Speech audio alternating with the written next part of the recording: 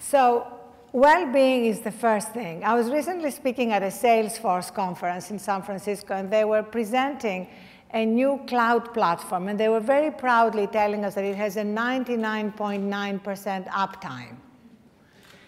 And I thought to myself, you know, human beings were not designed to have a 99.9% uptime, and yet we try to run our work lives as though we were designed that way. And there's a problem with us if we can't succeed to have that kind of uptime. Now, we were not designed that way, not because God is not as smart as Mark Benioff, the CEO of Salesforce. We are designed that way because this is a feature. It's not a bug of the human system.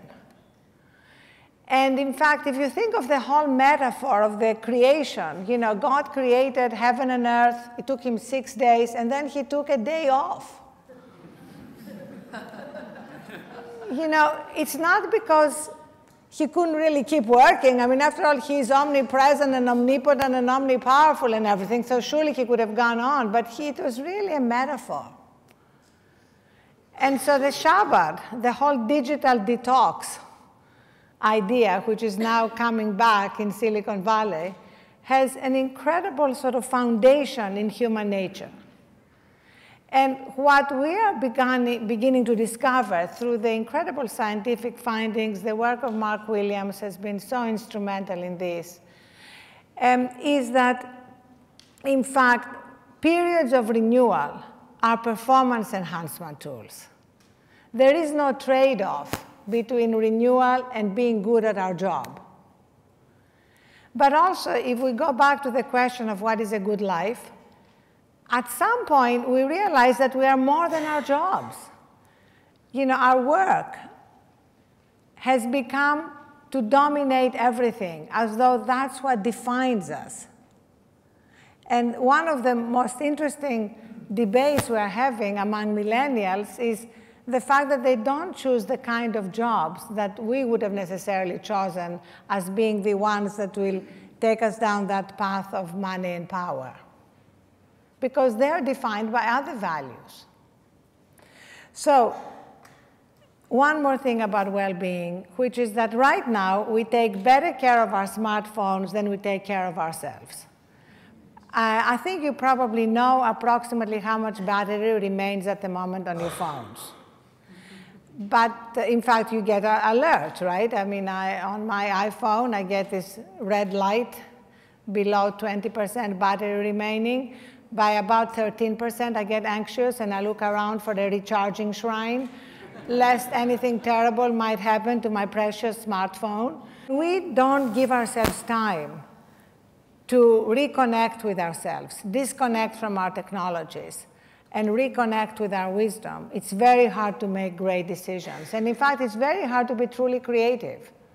And a lot of the most iconic figures of our age, including Steve Jobs, have talked about that. Steve Jobs said that his best ideas that led to the amazing Apple products came after Zen meditation. What that really means is they came not when he was clearing his inbox.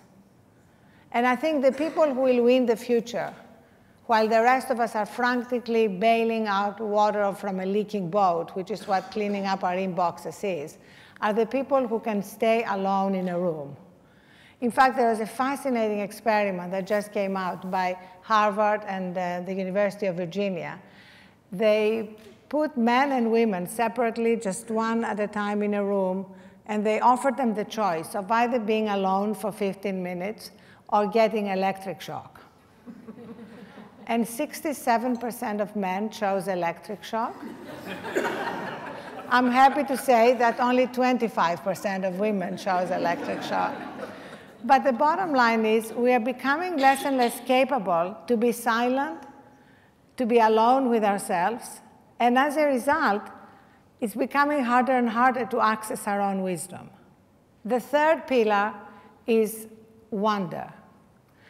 And the enemy of wonder is multitasking. Incidentally, multitasking does not exist. It's really task switching, and it's one of the most stressful things we can do. But it prevents us from being fully present, which is the only place from which we can experience the wonder of life and from which you can also create.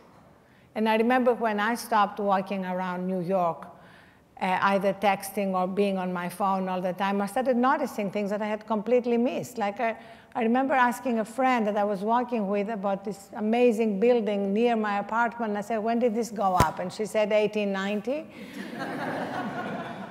So I wondered, what else have I missed? And finally, giving, which again, we have amazing science that shows that giving is a shortcut to happiness. And if we take these 4 pillars together, we see a much fuller life. And let me just end by saying that with all the discussions we've had about work, we should always remember that if we're lucky, we have about 30,000 days to play the game of life. And as the Onion headline put it, death rate holds steady at 100%. Which means that it gives us perspective about what matters.